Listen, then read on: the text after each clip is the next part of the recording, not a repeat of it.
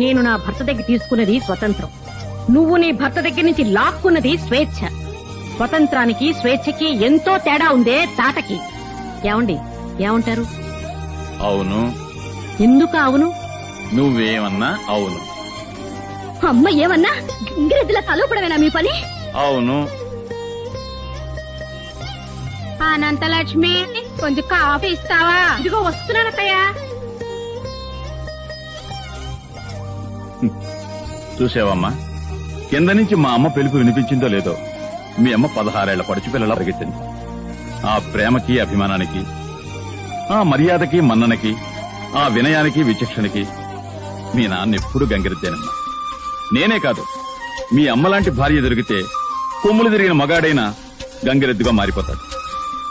కానీ నీలాంటి భార్య దొరికితే గంగిగోవు లాంటి మగాడైనా ఆంబోత ఎదురు తిరుగుతాడు.